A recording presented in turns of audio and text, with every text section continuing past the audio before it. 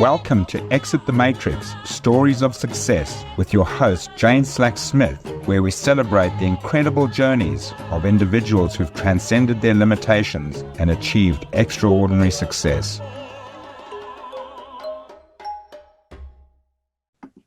Hello, I am your host, Jane Slack-Smith of the podcast Exit the Matrix, Stories of Success.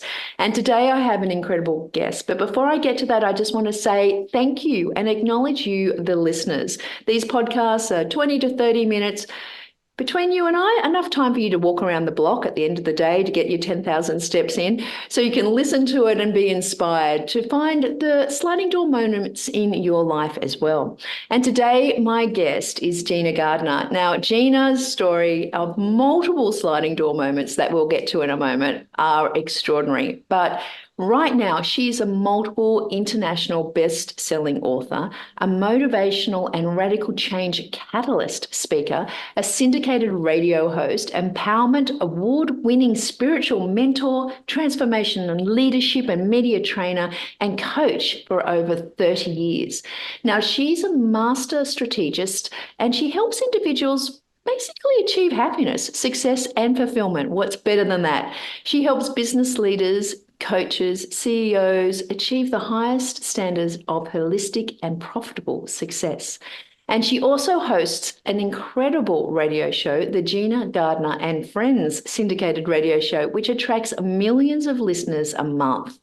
Gina is an incredible inspiration. But before we get into all of that and actually talk about what she's doing now, I want to go to you, Gina, and welcome you firstly to Exit the Matrix podcast.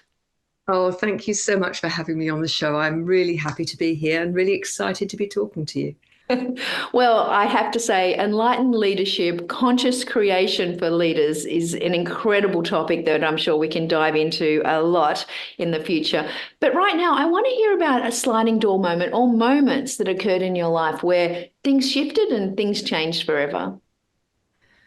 I suppose the biggest, most dramatic moment, if you take me back to February 1983, I had just become the deputy head or deputy principal of a large school, very young, and we'd spent 6 months strategically planning how we were going to move this school. I had been appointed to be the catalyst for change. And in February, we get a week's holiday, and I love to ski. Went off skiing. And in those days, it was very much the style to have the longest ski possible. And I'd had new skis for Christmas, and I proceeded to wrap the extra 10 centimetres around my neck several times. And on the Thursday, I'd had a bad fall.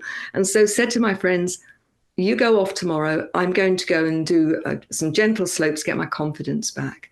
And I'll meet you for lunch. And I met them at lunchtime, and they said, we found this wonderful run. Come and join us.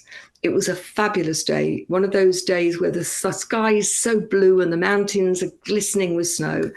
And off we went. And I followed them, and then we turned a corner.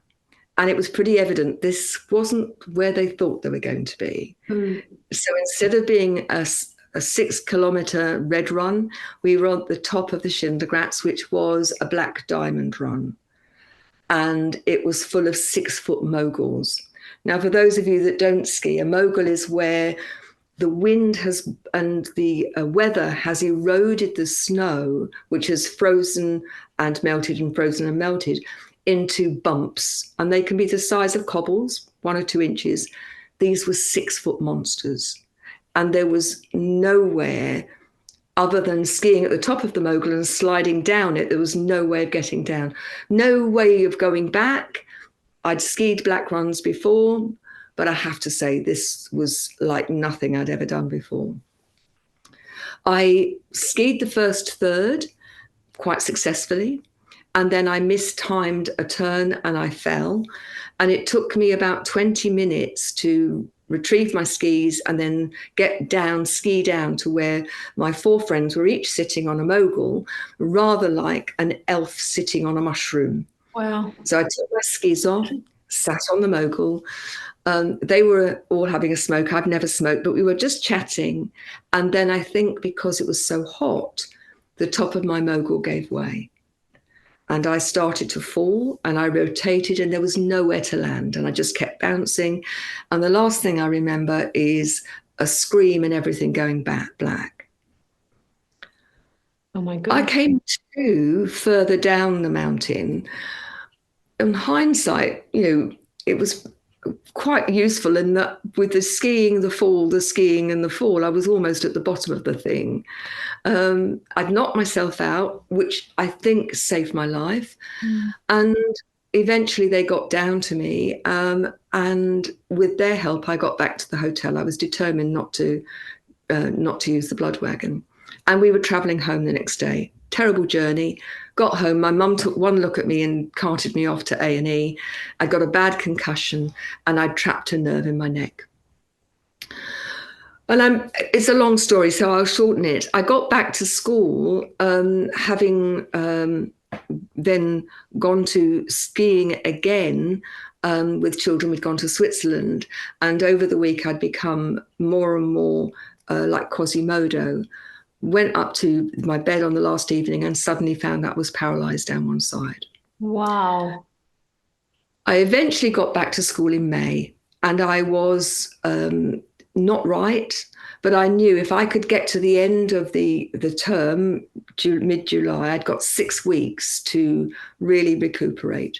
And I quite literally limped my way to that, doing school and bed. That was all I did.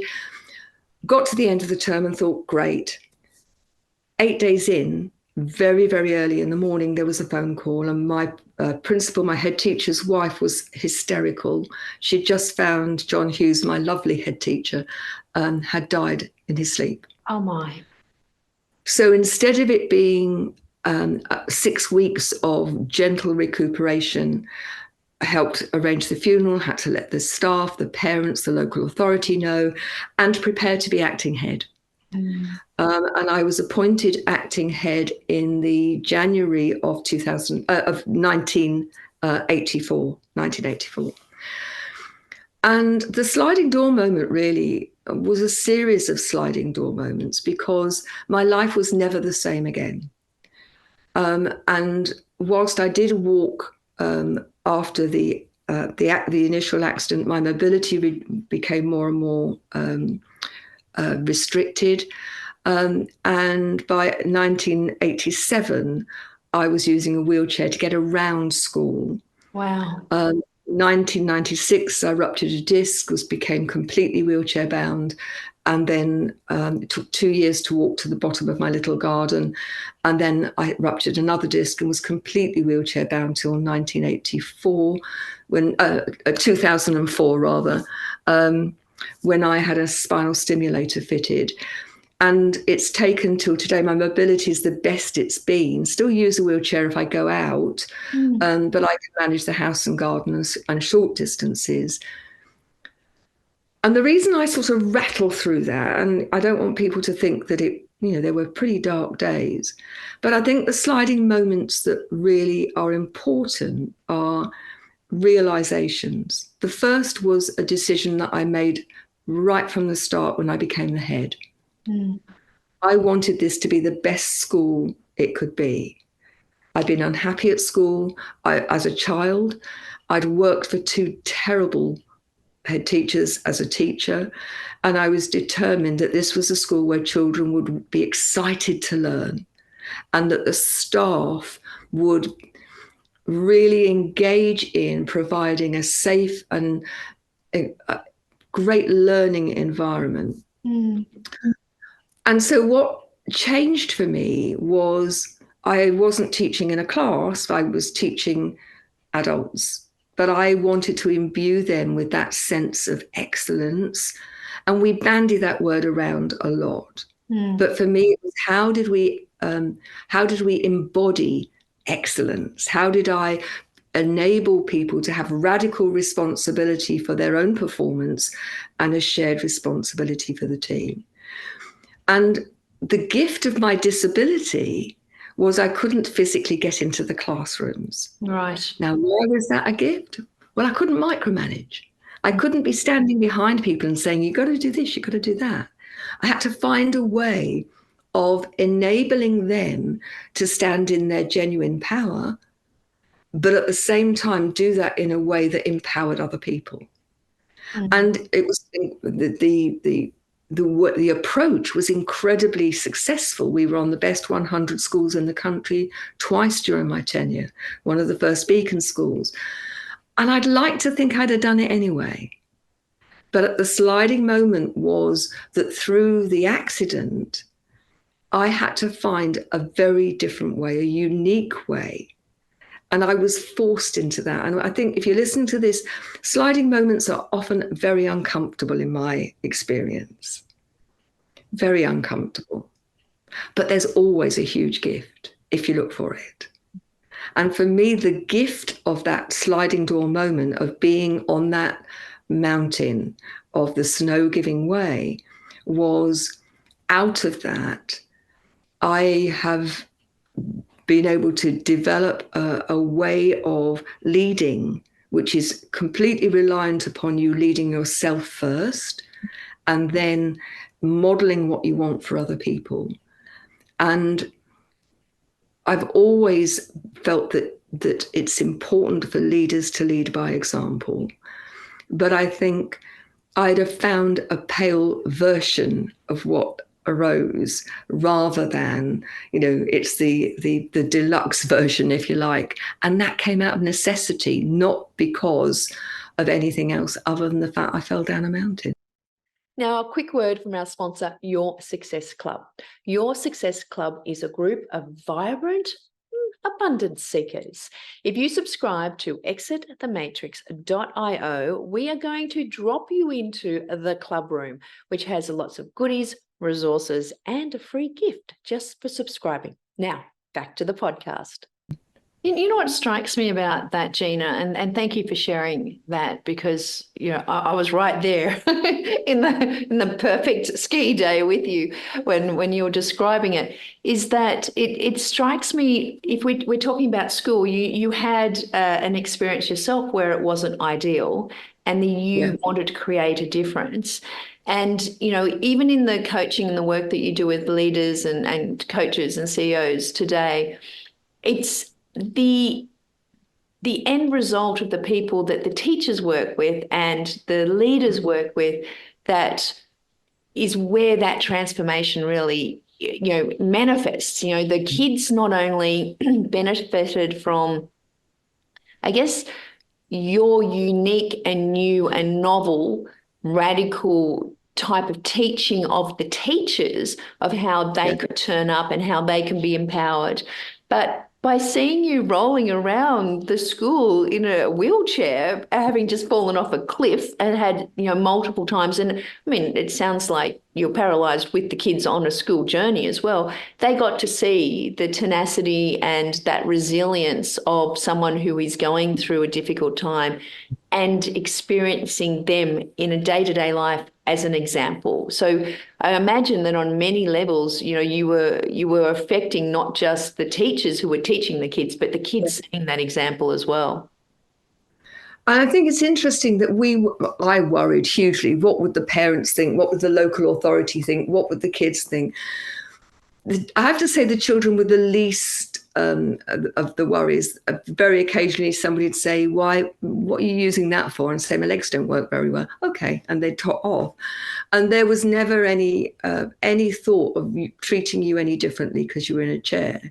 Where one of my particular pet hates was, particularly when you were out in town, before I had my electric chair, my friends would take me and somebody would come up and would use that voice. Would you like a sweetie? As if because you're in a chair, you've got no brain. Or you'd be at the bar with the money and they'd ask the person who was pushing you, would she like a drink? Right. And when I got my own travel electric chair and, became much more independent, you'd be in lifts and people literally pat you on the head. And I thought of having a great big sign on the back of my chair saying, don't touch, she bites. I didn't quite get around to it. I just find that so extraordinary. Someone would pat someone on the head. But tell me this, the next thing I'm really interested in is that, I mean, you had a choice so many times during that period from like 1983 to 2004 virtually, where you didn't take, what do you call it? The blood bin, whatever it's called. Someone take Wagon. blood wagon. The ambulance, the blood wagon, it's called in skiing circles in Europe. It's straight on to the back to home, and your mum says, I think we need to do something about this.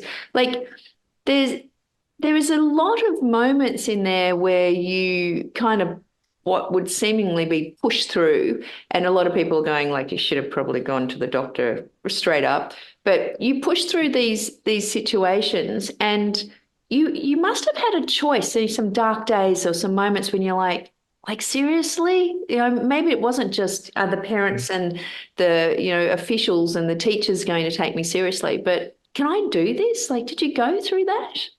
I think, yeah, lots of moments. And I must say that once the spinal stimulator was fitted, it wasn't instant. It took me 3 years to walk from my bed to the bathroom, which is 10 steps. Wow. Okay.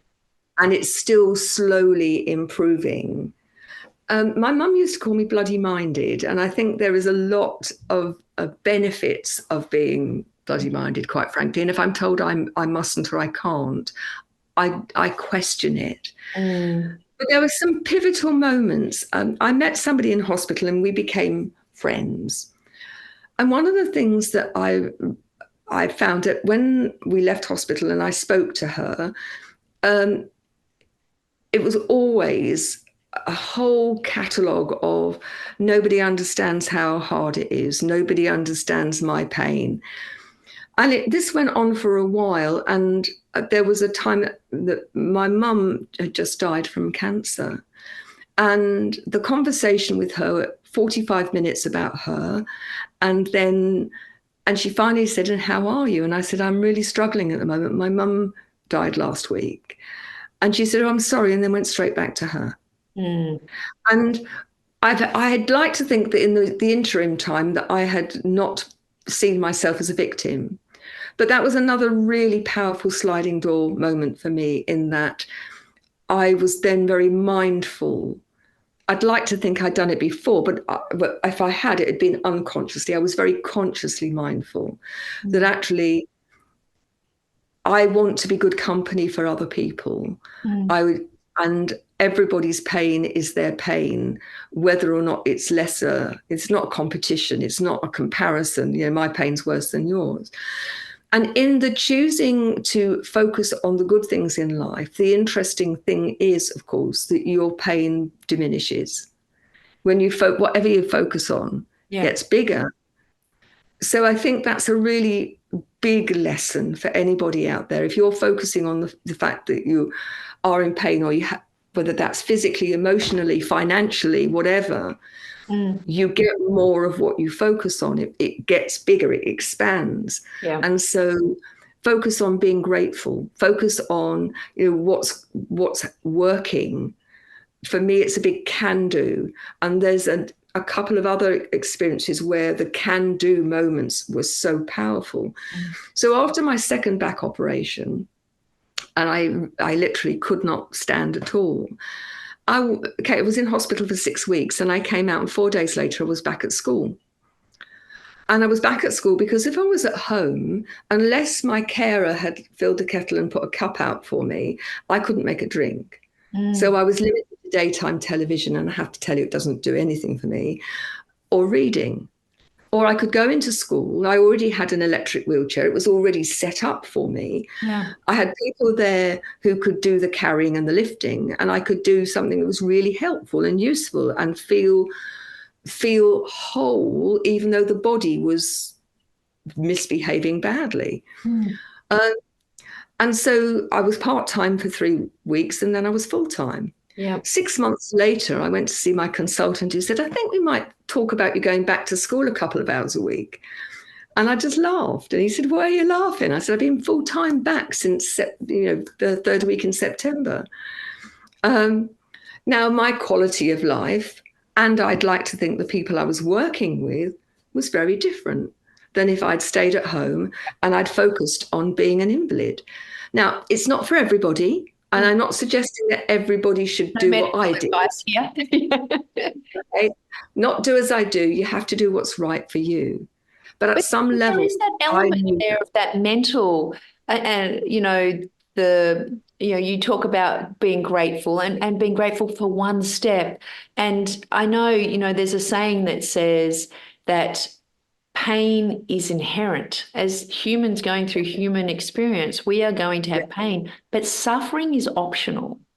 It's And absolutely true. so many people, as you say, where, focus goes, energy flows, like you see that and you speak to those people who bring you down, or it is all about the issue, the pain, and then you speak to people like you that go, yeah, like, I can't walk, but I can sit here, not walk and watch Oprah, or I can go to school and, make a contribution and inspire other people. And that's that sliding door moment, that decision where you go, yes, I'm in pain, but I have an opportunity to do something. And for others who are listening, it may not be that they can, get off out of the wheelchair and go to work or whatever. It might just be, taking an extra step a day, or, doing something for someone else rather than concentrating on yourself. And I think that's really powerful, that can-do attitude that you had. I imagine, life would have, you possibly could still be sitting on the lounge, right? Having gone back for only a couple of hours a day. But, that kind of part of rehabilitation, a lot of it is mental. Which leads me to the next sliding door moment, which is it's such a powerful one still when I recount it for me, but also I've spoken to many people about it. In 2004, I was given an ultimatum by my consultant: stop working a 15 or 16-hour day, or you will be housebound. That for me would be kiss of death. Now, not only did I run my school, but our budget was dire. And so I went out and earned an income for extra special needs and technology. So I worked for the government as a workforce reform advisor, never more than one job at a time, but I was a head teacher for 20 years. So I was an Ofsted inspector. I worked for the National College of Leadership as a trainer facilitator, and also for the London Institute. And when I left a headship in 2004, which was around the time I had the spinal stimulator fitted, and I was very ill for months after that. They'd nicked the dura so that the spinal fluid kept leaking out. And I then decided, what am I going to do? And I took myself off to do a research project across industries, looking at what were the issues around developing emerging leaders and senior leaders. And I did lots of other training. I became an NLP master practitioner, did more coaching training. And I ended up at the Excel Centre in London for a Tony Robbins course. Now, Tony Robbins, a big American, probably the most successful coach mentor in the world. And I was very cynical. I'd done all of my NLP coaching with the same organization, and I wanted to see different people using it. So I'd been to lots of people. Some were rubbish, some were okay, a couple were really good. Anyway, there I was at the Excel Centre, 10,000 people, mind-blowing. And Tony Robbins in the first morning was talking about a course he was running in California, and I really fancied it, but I completely dismissed it. How would I get there? I didn't have an electric travel chair at the time. How would I travel on my own? Going abroad, I hadn't done it, and I dismissed it. In the evening, they did the fire walk, and by this time, it was 2006, and I could walk with help. I could walk a few steps, and I was determined to do the fire walk. Those of you that don't know, that's walking over hot coals in bare feet. And if you are in the right mindset, you don't get burnt. So imagine the scene. We're in the car park of the Excel Centre. There are rows and rows and rows of people walking across these hot coals. And with somebody holding my arm both sides, I did the walk on hot coals. I was really chuffed. As my kids at schools would say, I was chuffed to little mint balls.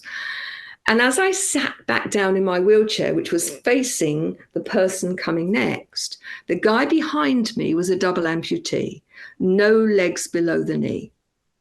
He tipped himself up onto his hands and he walked the hot coals in his hands. And in that moment, I realized I was self-limiting. That night, I went and booked my ticket. I booked my flight. I went and did the course. I did all his stuff, became a senior leader for Tony Robbins. And he taught me that however much we're doing, we can always choose more if we're in the right mindset. And so my challenge to your listeners is, how are you self-limiting? Saying, I can't because, or I'm scared, I haven't done it before. And I would say to you, the only thing that gets in the way of most things is you. How are you self-limiting? What are the things that you're telling yourself? What are the stories? So you are the author of your own life story. For goodness sake, make yourself the hero or the heroine rather than the victim. Yeah. And I have no idea who that guy is, but my goodness me, I want to give him a hug and a big thank you. Yeah, that's amazing. I've got goosebumps. But that observation that, there's always someone worse off, but there's always someone worse off, but there's often those people are doing it better than you are. You're sitting there going, like, who am I to complain? I'm just going to suck it up, put on my big girl pants and go on. And I want to come to what you're doing now, because it seems to me that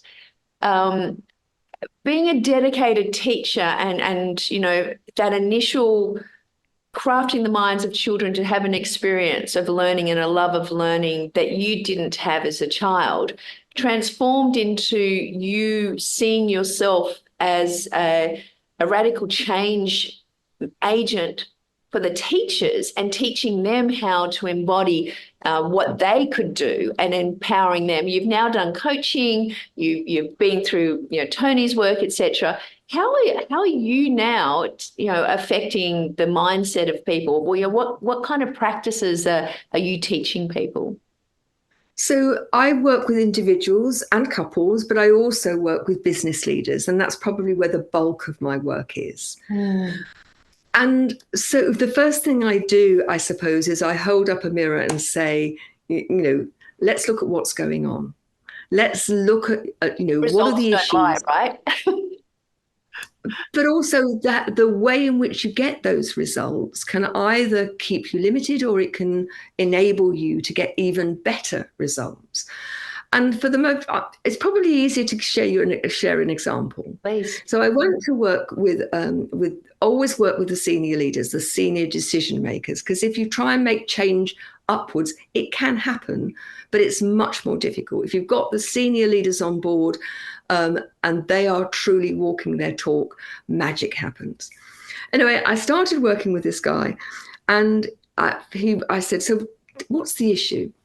If only I could get the right staff. If only because it was a dental lab, the dentists did what we wanted them to. If only the economy was better. If only, if only, if only. And he looked at me and expected sympathy. And I said, well, and what contribution are you making to all of these if onlys? And the reality is that we BS ourselves big time. That we can blame everything that's going on outside. But one of the challenges that he had was that everything went through him. He was the arbiter of quality. And the staff didn't trust themselves, because on some days he was very hail fellow well met and everything was wonderful and he was their mate. And other days, if he was stressed or in a bad mood, then it was never good enough.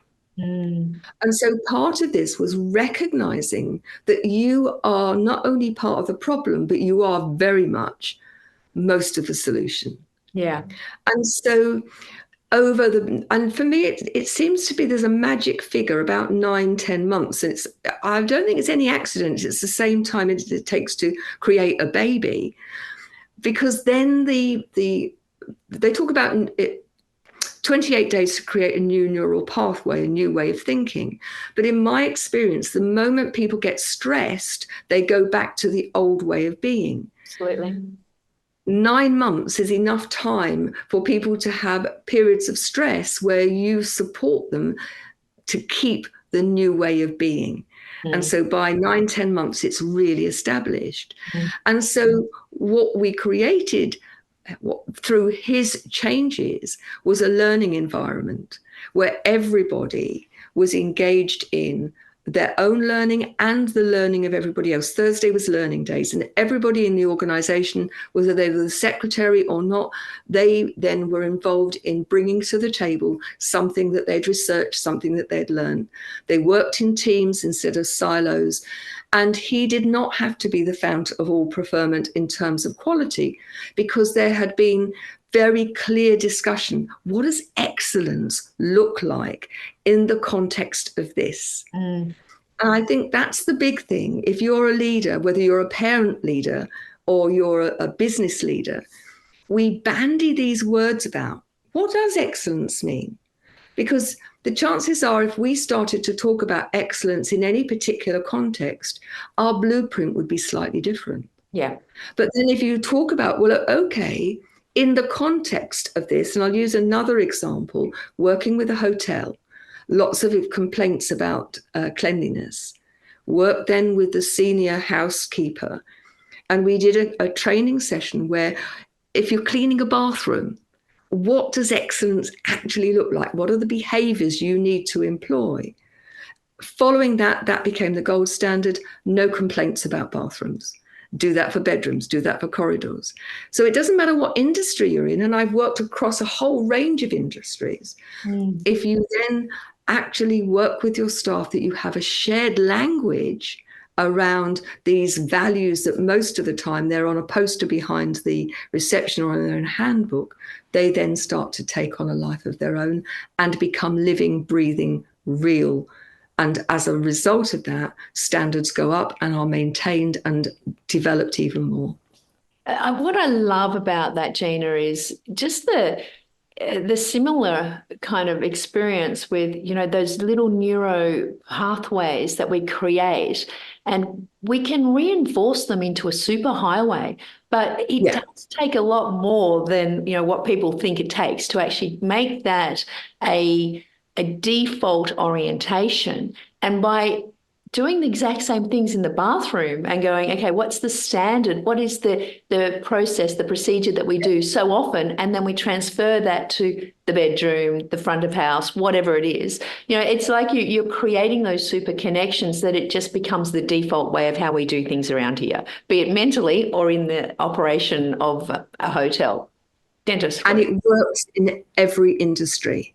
It is not specific to manual work or to, ultimately, it also works as a parent. You know, this is what I expect. This is why. This is how we do it. If you model it, and then the expectation is clear. And if it's not met, then it's dealt with. And I think many people fail to deal with things when they're not meeting expectations. But you have to start with you first. Were my expectations clear and explicit, and, you know, a reason given? And then did I hold people to account? So, for example, with teachers, when I interviewed them before we started, I'd say, you know, before we go any further, if you are appointed here, these are the rules. You work hard, that we don't do moods, that we are a team, that, you know, and so on and so on. So the first time a youngster would come in on a Monday morning after being on the lash at the weekend, grumpy, I just very quietly take them to one side and say, remember the conversation? That's a mood. The children don't deserve it. Your colleagues don't deserve it. Drink all you want at the weekend, but bright-eyed and bushy-tailed when you come in on a Monday morning. Marvelous. Well, thank you so very much for that. And before we go, I want to just throw in a fun question, because we've had a bit of a heaviness there for a bit, but a fun question around what's something that's unusual about you or you'd like to share with the audience? Well, for somebody who leads leaders and talks about, you know, really modeling things, I have a cat called Leo. He's definitely in charge. I'm his slave. He is very insistent. He's got the loudest stare. He demonstrates resilience, persistence to an art form. And I have to say, I capitulate. Oh, my goodness. So they do say that cats have slaves and dogs have masters. So it sounds like Leo is living up to its breed. It certainly does. Well, thank you so very much. And look, Gina has been so generous with her time, and she's also got a very special gift for you as well, which is her spiritual blueprint. Now, if you go to yoursuccessclub.com.au and /S for short and /Gina gift, and that's Gina with a G and gift with a G, then we will send you that spiritual blueprint, send you over there. And I hear that there's a masterclass also offered as part of that blueprint. So I really encourage you to jump on that. And thank you so much, Gina, for your time and for sharing that amazing number of the sliding door moments. And you really are an inspiration. Thank you. It's been a pleasure. Well, that's a wrap for another awesome guest episode of Exit the Matrix Stories of Success. But just before you go, please care and share this with your friends. We would love for you to tell other people about Exit the Matrix. And, share the information, the learnings, and even, talk about what we've learned here today. You can catch us on Apple, Spotify, YouTube. We're pretty much everywhere the podcasts are. Leave us a review and head over to exitthematrix.io. Sign up and subscribe so I can tell you when our next awesome guest hits what would I call that? The waves. And I'll give you a very special gift if you do. So thank you so very much to Gina. I really appreciate your time. And to everyone, as always, here is to your success. Bye for now.